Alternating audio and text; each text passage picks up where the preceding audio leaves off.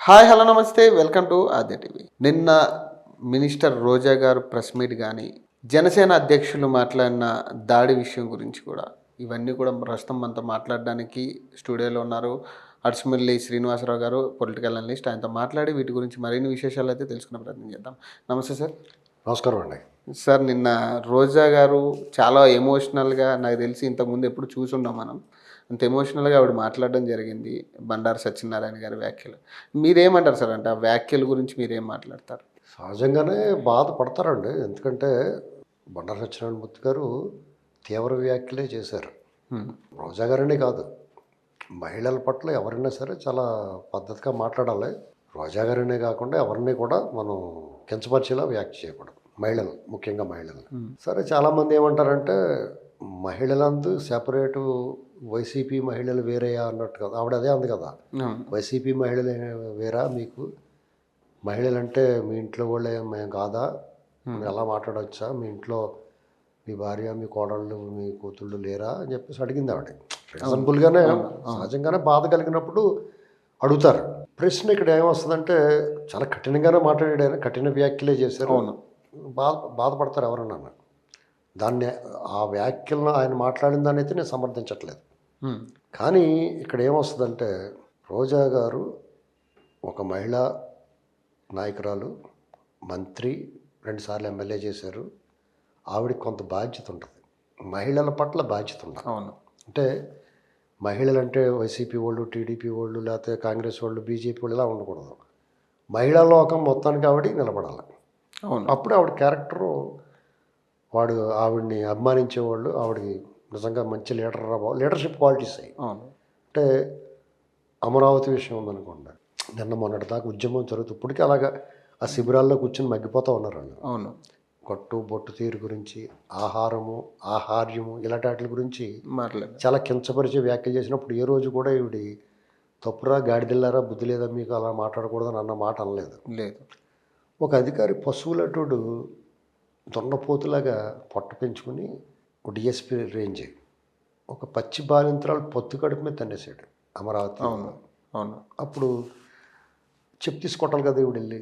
అవును. ఒక మహిళ కొట్టాలి. అవును, రియాక్ట్ అవ్వాలి. అంటే పచ్చి బాలింతరాలు అంటే రీబర్త్, పునర్జన్మ పొందిన స్త్రీ అన్నమాట ఆవిడ. ఒక ప్రసవం అయిన తర్వాత ఆవిడ పునర్జన్మ ఎత్తినట్టు. అవును. అటువంటి మనిషిని ఆడు అలాగే చేసాడంటే ఆయన ఏం చేయాలి? వాళ్ళందరూ పొంగళ్ళు ఇచ్చిన వాళ్ళు ఎంత హింసించారు, రక్తగాయాలు చేసి, రెక్కేసి, గిల్లేసి ఎన్ని చేశారు కదా. అలాగే చంద్రబాబు నాయుడు గారి కుటుంబ సభ్యులు కానీ, అసలు వీళ్ళు ఎవరన్నా వైసీపీని విమర్శిస్తే సాధారణ కార్యకర్త మొదలుకొని రాజకీయ నాయకులు ఎంతటి స్థాయిలో ఉన్నవాడినైనా సరే వాళ్ళు ఇష్టం వచ్చినట్టు మాట్లాడుతూ ఉంటారు. అలాగే కొంతమంది అది మాట్లాడుతూ ఉంటారు, రంకు పురాణం మాట్లాడతారు. అవును. మరి అందరి మనసులో గాయపడవండి. అప్పుడు కూడా స్పందించాలి ఈవిడి మాట్లాడాలి. రాజకీయ పార్టీకి అది వేరే, ఈ తప్పురా అలా మాట్లాడకూడదు. మహిళలుగా మహిళగా సమర్థించాలండి, పార్టీగా నువ్వు విమర్శించుకో. అందుకనే తన దాకా వచ్చేటప్పటికి భగవంతుడు ఏం చేస్తాడంటే, చెరపకురా చెడేవు, అనకురా అనిపించుకుంటామని ఈవిడి స్వయంగా అన్నది కదా. అవును. ఈవిడి చంద్రబాబు నాయుడు గారిని, లోకేష్ గారిని, బాలకృష్ణ గారిని, భువనేశ్వర్ గారిని, బ్రాహ్మణి గారిని అందరినీ విమర్శించింది. అలాగే తన తోటి ఎమ్మెల్యే అనిత గారిని, పీతల సుజాత గారిని, ఎవరిని పడితే వాళ్ళని. అవును. నోటికి ఎంత వస్తే అంత మాట్లాడి. అవును. ఈవిడ కూడా స్వయంగా బూతుల పంచాంగం మాట్లాడింది. ఆవిడ నోటి నుంచి కూడా బూతులు వచ్చినాయి. అవును. ఎన్నాటి వల్ల ఈవిడిని ఎవరన్నా అంటే పెద్ద స్పందన రాదు. అవును. దానికి కూడా అంత ఎఫెక్ట్. ఈవిడ పట్ల ఆవిడకి అందరికీ ఒక అభిప్రాయం ఏర్పడిపోయింది, కొడాలి నాని, రోజా అంటున్నారు. అవును, కరెక్ట్. అవును. దీనివల్ల ఆవిడకి నిజంగా నాకు బాధ వచ్చింది. ఆవిడ బాధపడుతుంటే నాకు బాధ వచ్చింది. నిజంగా పాపం బాధపడుతుంది.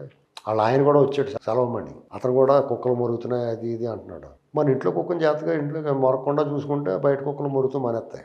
అవును, అది కరెక్ట్.